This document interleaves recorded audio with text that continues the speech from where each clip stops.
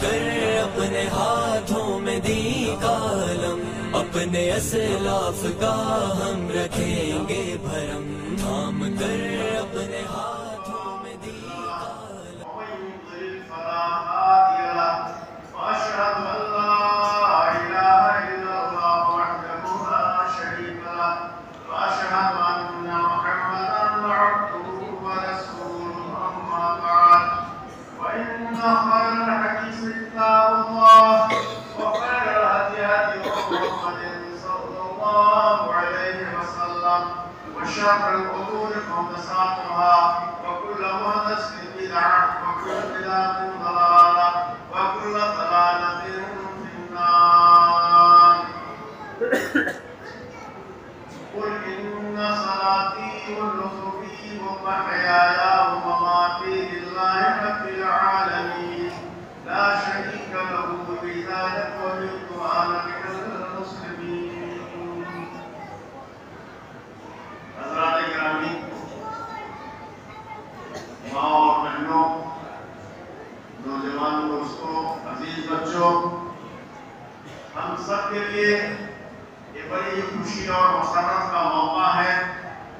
اللہ سبحانہ وتعالی نے ہمیں عید الاضحیٰ ادا کرنے کا موقع اور سعادت بخشی، جس کے لیے ہم اس کا جتنا بھی شکر ادا کریں وہ کم ہے۔ بھائیوں اور دوستوں، ماں اور بہنوں، یہ تہوار جس کو ہم عید الاضحیٰ کہتے ہیں، اس کی ایک خاص یادگار ہے۔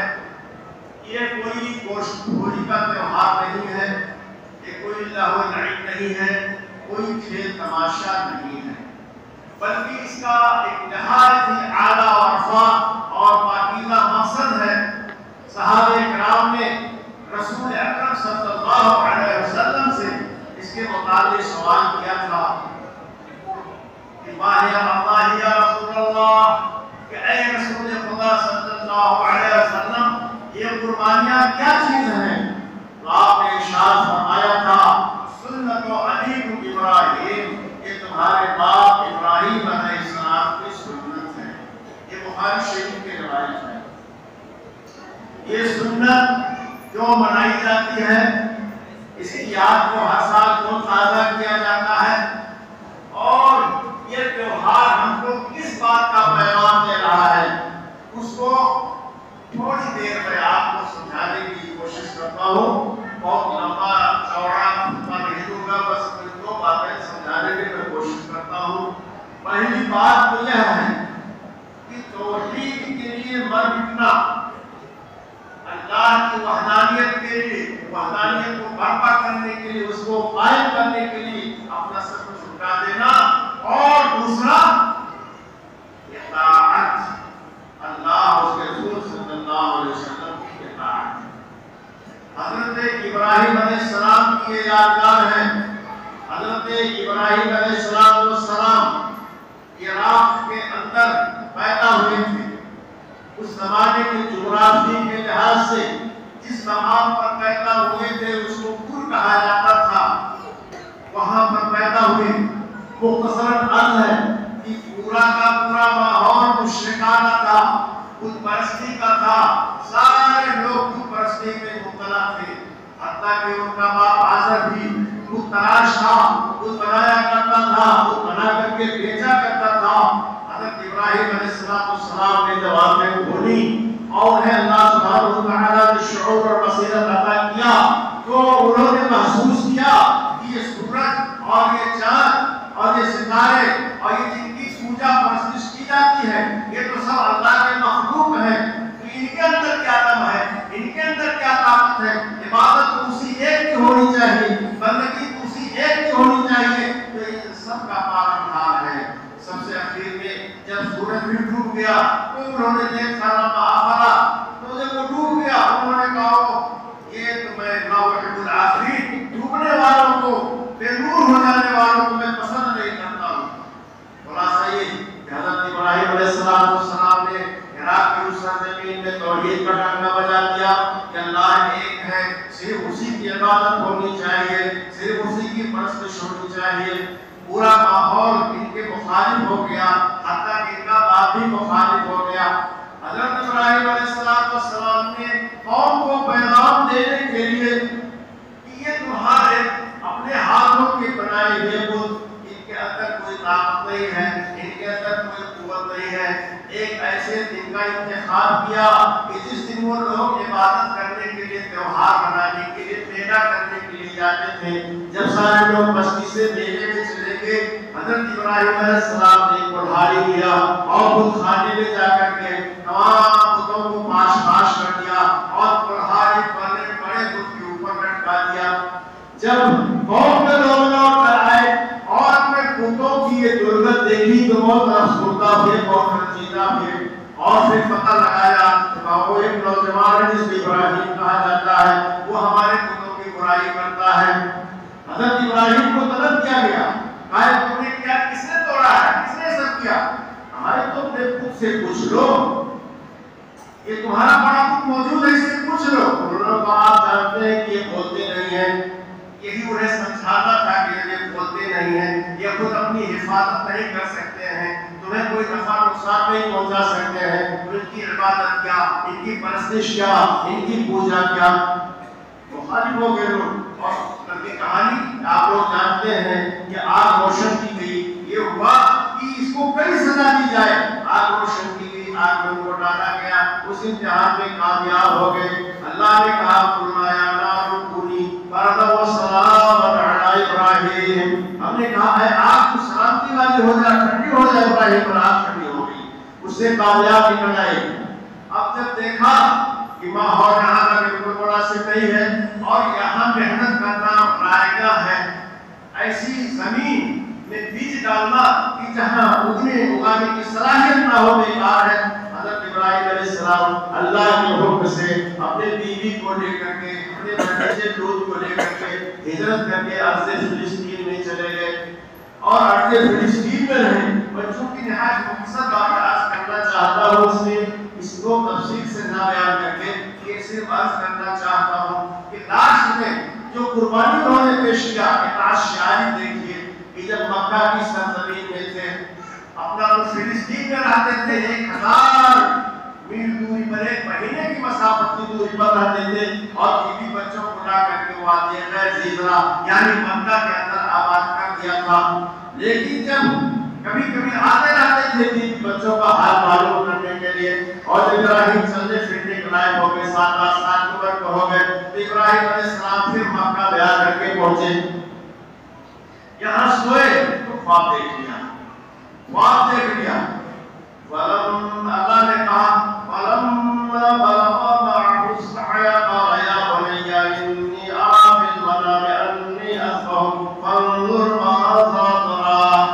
جب بچہ ان کے ساتھ دوڑنے لائق ہو گیا، چلنے پھرنے لائق ہو گیا، تو انہوں نے کہا اے میرے لفظ جگر، اے میرے چائے جانے پیتر، میں نے خواب دیکھا ہے کہ میں تمہیں اپنے ہاتھوں سے ذبح کر رہا ہوں۔ بیٹا تیار؟ قال یا ابت افعل ما تؤمر ستجدنی انشاء اللہ من الصابرین۔ بیٹے نے کہا کہ اے ابا حضور، آپ کو جو حکم ہوا ہے اس کو کر بولیے، ہمیں کوئی ہچک نہیں، آپ مجھے ذبح کر دیجیے اللہ کے راستے میں۔ چنانچہ لے کر کے مینا لے گئے۔ مینا جہاں آج لوگ کنکری مارتے ہیں، کل بھی وہاں کنکری ماری گئی ہوگی، آج بھی کنکری ماری جائے گی، کل بھی وہاں کنکری ماری جائے گی۔ دراصل شیطان کو کنکری ماری جاتی ہے، شیطان جو نفس کو گمراہ کرتا ہے، شیطان جو انسان کو بہکاتا ہے، ایک علامتی چیز ہوتی ہے کہ لے تیری بات ہم نہیں سنیں گے، تیرے وسوسوں کو ہم نہیں مانیں گے، تیرا راستہ ہم نہیں تسلیم کریں گے، تو اللہ کے راستے میں رکاوٹ بن رہا ہے، تو ہمیں گمراہ کر رہا ہے۔ تو شیطان انسان کے راستے میں رکاوٹیں ڈالتا ہے، ہمیشہ گمراہ کرنے کی کوشش کرتا ہے، شرک و بت پرستی کے راستے میں لے جانا چاہتا ہے، اللہ کے راستے سے روکنا چاہتا ہے۔ تو مینا میں لے جا کر کے حضرت ابراہیم علیہ السلام نے اپنے بیٹے کو لٹا دیا۔ تو کیا ہوا؟ اللہ سبحانہ و تعالیٰ کو یہ بات پسند آ گئی، وَفَدَيْنَاهُ بِذِبْحٍ عَظِيمٍ، اور بیٹے کے بس ایک دمبا آ گیا، اس کو انہوں نے ذبح کیا، اور باپ بیٹے دونوں اس قربانی میں، باپ بیٹے دونوں اس امتحان میں، اس ابتلا میں کامیاب ہو گئے۔ میرے بھائیوں اور دوستوں، کیا دیکھا ہے آپ نے، کیا سمجھا آپ نے؟ ایک تو توحید کی خاطر، دین کی خاطر، عقیدہ کی خاطر حضرت ابراہیم نے اپنا وطن چھوڑ دیا، اپنا کنبہ چھوڑ دیا، اپنا گھرانہ چھوڑ دیا، اپنا دیش چھوڑ دیا اور چلے گئے وہاں سے، اور دوسرے برابر اللہ سبحانہ و تعالیٰ کی عبادت میں، اطاعت میں، فرما برداری میں لگے رہے، سب کچھ کرتے رہے۔ اور سب سے بڑی آزمائش یہ تھی کہ بیٹے کو قربان کیا جائے۔ ذرا آپ اپنے دل پر ہاتھ رکھ کر کے سوچیں، غور کریں کہ بڑھاپے کی اولاد ہے۔ ابراہیم علیہ السلام کے پاس کوئی اولاد نہیں تھی، بہت دعاؤں کے بعد ابراہیم علیہ السلام کو ایک بیٹا اسماعیل کے شکل میں ملا تھا بڑھاپے میں، اور وہ بھی بڑھاپے میں اب امتحان ہو رہا ہے کہ اس بیٹے کو اپنے ہاتھوں سے ذبح کر دو۔ اپنے ہاتھوں سے بیٹے کو ذبح کرنا کوئی معمولی کام نہیں ہے، لیکن ہر امتحان میں حضرت ابراہیم علیہ السلام کامیاب ہوتے چلے گئے۔ کیوں؟ کہ اللہ کا حکم ہے، ہمارا مال، ہماری جان، ہماری اولاد سب اسی کے لیے ہے، جہاں وہ کہے گا، جس طرح سے کہے گا، ہم اس کے اوپر تیار ہیں۔ پورا دل ابراہیم نے اللہ کے حوالے کر دیا تھا۔ بخاری شریف کی روایت رسول اکرم صلی اللہ علیہ وسلم نے ارشاد فرمایا، لو كنت اتخذت أحدا خليلا لاتخذت أبا بكر خليلا۔ اگر میں کسی کو اپنا دوست بناتا، جگری اور دلی دوست بناتا، تو اس کو بناتا ابو بکر کو بناتا، لیکن میرا خلیل تو اللہ ہے۔ اسی طرح سے جس طرح سے ابراہیم نے اپنا پورا دل اللہ کے حوالے کر دیا تھا، اب ان کے دل میں کسی دوسرے کے لیے جگہ نہیں تھی، نہ بیٹے کے لیے، نہ بیوی کے لیے، نہ مال کے لیے، نہ جان کے لیے، اللہ کے لیے سب کچھ قربان تھا۔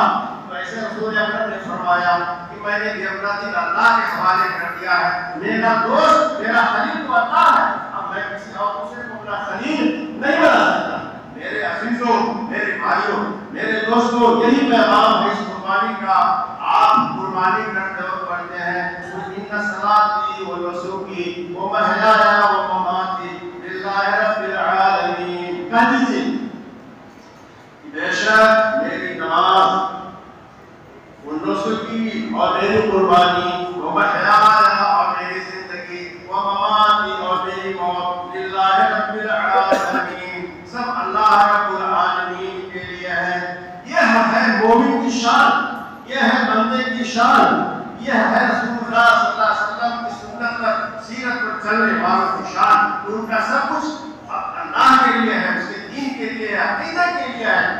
اگر عقیدے کے راستے میں، دین کے راستے میں کوئی چیز رکاوٹ بنتی ہے، حارث بنتی ہے، اس کو پیروں سے مسل دیا جائے گا، کچل دیا جائے گا، اس کو جیسے شیطان کو کنکری ماری جاتی، کنکری مار کر اس کو رد کر دیا جائے گا۔ لیکن آج کے ماحول میں پھر ہمیں جس طرح سے ابراہیم علیہ السلام امتحان سے گزرے تھے، ہم لوگ بھی امتحان سے گزر رہے ہیں۔ ایک وہ کڑا امتحان تھا، ہم اس لائق نہیں ہیں، اتنے کڑے امتحان سے گزرے، لیکن ہلکے پھلکے امتحان سے ہم بھی گزر رہے ہیں۔ علامہ اقبال نے کہا، آگ ہے اولاد ابراہیم ہے نمرود ہے، آگ ہے اولاد ابراہیم ہے نمرود ہے، کیا کسی کو پھر کسی کا امتحان مقصود ہے۔ تو یہ امتحان تو ہر دور میں، ہر زمانے میں ہوتا چلا آ رہا ہے۔ اسلام کی خاطر، ایمان کی خاطر امتحان ہوتا چلا رہا ہے۔ آج کفر کی طاقتیں پوری کی پوری متحد ہیں اور اس بات کے منصوبہ بند طریقے سے کام کر رہی ہیں کہ مسلمانوں کے ہاتھوں سے ان کے قرآن کو چھین لیا جائے، مسلمانوں سے ان کے دین اور شریعت کو چھین لیا جائے۔ بس یہی ایک بات ہے، اس کے لیے وہ تیار ہے۔ ہمیشہ سے یہ معرکہ چلا آ رہا ہے، جس کو مار کے حق اور باطل کہا جا رہا ہے۔ یہ معرکہ اسلام اور کفر کا چلا جا رہا ہے۔ تو علامہ اقبال نے کہا کہ نہ حریف پنجہ فکن رہے، نہ حریف پنجہ فکن رہے، وہی جذبہ اسد رہی، وہی جذبہ اسد رہی، وہی مرحبی، وہی اندری۔ جو اس وقت کا ماحول تھا، اسلام اور کفر آپس میں ٹکرا رہے تھے۔ پھر رسول اکرم صلی اللہ علیہ وسلم کے زمانے میں جو حنین کی جنگ ہوئی تھی، جو بدر کی جنگ ہوئی تھی، جو خیبر کی جنگ ہوئی تھی، ماحول نہیں ہے، سب کچھ نہیں ہے، صرف اور صرف بات کیا تھی؟ صرف ہمارے رسول نے صحابہ پہنچایا تھا، لیکن جنم تھی صرف اور صرف اسلام سے تھی، جنم تھی تو ان کے ایمان سے تھی۔ آج بھی یہی بات ہے، دنیا کے اندر جہاں جہاں بھی مسلمانوں پر ظلم کے پہاڑ توڑے جا رہے ہیں، ان کے خلاف منصوبہ بند سازشیں ہو رہی ہیں، ان کو گھر سے بے گھر کیا جا رہا ہے، ان کے مال کو چھینا جا رہا ہے، طرح طرح کی آزمائشوں میں ڈالا جا رہا ہے، آگ میں جلایا جا رہا ہے، قتل کیا جا رہا ہے، جو کچھ ہے تھوڑا سا صرف یہی ہے کہ اسلام سے دستکش ہو جائیں، اسلام سے دستبردار ہو جائیں۔ تو میرے بھائیوں دوستوں، اسلام کا یہی پیغام ہے، اس قربانی کا یہی پیغام ہے کہ آج ہم اللہ سبحانہ و تعالیٰ کے راستے میں ایک جانور پیش کر رہے ہیں، 2 جانور پیش کر رہے ہیں، ہنستے ہنستے 2-4 جانور پیش کر رہے ہیں۔ یہ گوشت خوری کا تہوار نہیں ہے کہ گوشت خوری کر لیں، بلکہ یہ صرف اور صرف اس بات کا ثبوت ہوتا ہے، اس بات کی علامت ہوتی ہے کہ یہ جانور اللہ کے لیے ہے۔ اللہ سبحانہ و تعالیٰ نے ہم کو حکم دیا ہے، اس کے راستے میں یہ جانور قربان کر رہے ہیں۔ جب اس کا حکم آ جائے گا تو تمام مال قربان کر دیں گے، جب اس کا حکم آ جائے گا تو اولاد کو بھی قربان کر دیں گے، اس کا حکم آ جائے گا تو اپنی جان کو بھی قربان کر دیں گے۔ یہی عید قربان کا پیغام ہے، اسی کو سمجھنے کی ضرورت ہے۔ لیکن ہمیں اور آپ کو نہایت ہی سنجیدگی کے ساتھ اپنے حالات پر نظر ڈالنی چاہیے اور غور کرنا چاہیے کہ کیا واقعی ہمارے اندر یہ جذبہ پایا جا رہا ہے۔ وہ پورا کا پورا جذبہ نہیں، اس کا 10واں حصہ بھی، اس کا 20واں حصہ بھی، اس کا 100واں حصہ بھی، 1000واں حصہ بھی کیا ہمارے اندر پایا جا رہا ہے۔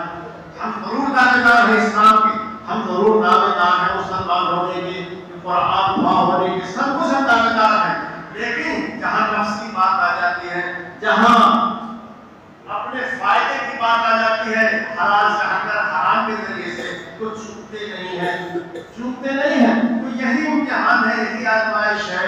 میرے بھائیو، ہمارے ہاتھ میں قرآن ہے، ہمارے پاس ایک شریعت ہے جس کو ہمارے جناب محمد رسول اللہ صلی اللہ علیہ وسلم لائے تھے، تو اس شریعت پر ہم کو عمل کرنا ہے۔ جہاں ہمارے مفاد میں اور شریعت میں ٹکراؤ ہو رہا ہو تو فوراً ہمیں اس مفاد کو قربان کر دینا ہوگا، ہمیں اپنی انا کو قربان کر دینا ہوگا، اپنے کبر کو قربان کر دینا ہوگا، اپنے گھمنڈ کو قربان کر دینا ہوگا۔ کیا ہم ایسا کرتے ہیں کہ اپنے بھائی سے بچھڑے ہوئے ہیں، اپنے دوست سے بچھڑے ہوئے ہیں، اپنے ماں باپ سے بچھڑے ہوئے ہیں؟ قرآن میں حکم دیتا ہے کہ مل جل کر کے رہو، اتحاد کے ساتھ رہو، ماں باپ کو خوش رکھو، بھائی کو خوش رکھو۔ کیا ہم ایسا کر رہے ہیں؟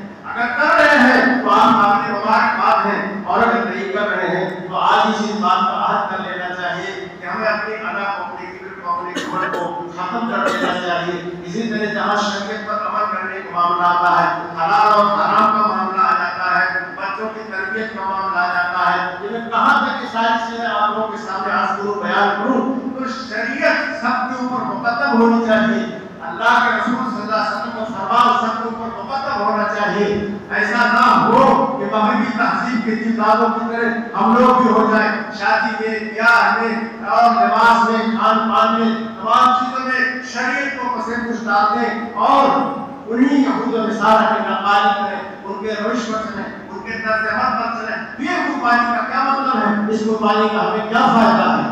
تو میرے بھائی اور دوستوں، آج بھی ہمیں اس بات کی ضرورت ہے کہ ہم امتحان کے میدان میں کھڑے ہیں، میدان محشر میں کھڑے ہیں، ہمارا امتحان ہو رہا ہے، ہماری آزمائش ہو رہی ہے، اس لیے ضرورت ہے کہ ہم اس امتحان میں کھڑے ہوں اور اپنے کو، اپنے بچوں کو، اپنے بیوی کو، اپنے کو اس لائق بنائیں کہ ہم لوگ ہمیشہ اس امتحان میں کامیاب ہوں، شریعت پر ہم لوگ پورے طور سے عامل رہیں اور دین کے لیے اپنے کو ہمیشہ تیار رکھیں۔ یہ اس قربانی کا پیغام ہے۔ میرے بھائیوں اور دوستوں، بس ان چند کلمات کے ساتھ اپنے گفتگو ختم کرتے ہوئے اللہ رب العالمین سے دعا کرتا ہوں کہ وہ ہماری عبادتوں کو، ہماری قربانی کو قبول فرمائے۔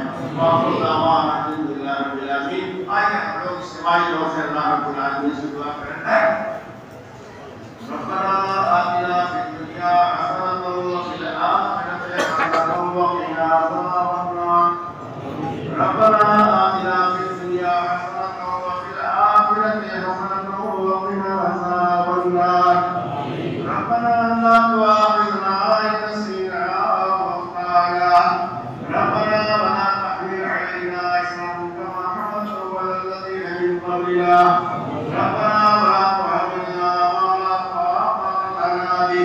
واعف عنا واغفر لنا وارحمنا أنت مولانا وانصرنا على القوم الكافرين. یا الہی ہم تیرے دربار میں حاضر ہیں تو ہم سب کی مغفرت فرما دے، ہم سب کی بخشش فرما دے. یا الہی تو ہماری عبادتوں کو قبول فرما لے. یا اللہ تمہاری باتوں کو قبول فرما لے. یا اللہ تمہاری خطاؤں سے درگزر فرما، ہماری غلطیوں کو معاف فرما دے. اے اللہ ہم انسان ہیں، خطاوار ہیں، ہماری خطاؤں سے درگزر فرما دے. یا اللہ تو ہم سب کو ایک بنا دے. اے اللہ ہمارے دلوں کو جوڑ دے. اے اللہ ہماری سبوں میں اتحاد پیدا کر دے.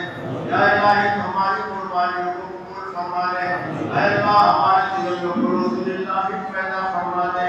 اے اللہ ہمارے دلوں کو ریا سے پاک کر دے، دکھاوے سے پاک کر دے، مکاریوں سے پاک کر دے. یا الہی اسلام کو سربلندی عطا فرما. اے اللہ مسلمانوں کو سربلندی عطا فرما. اے اللہ دنیا کو تو امن و امان کا گہوارہ بنا دے. اے اللہ دنیا کو قتل و فریب سے پاک کر دے، فساد و فریب سے پاک صاف کر دے.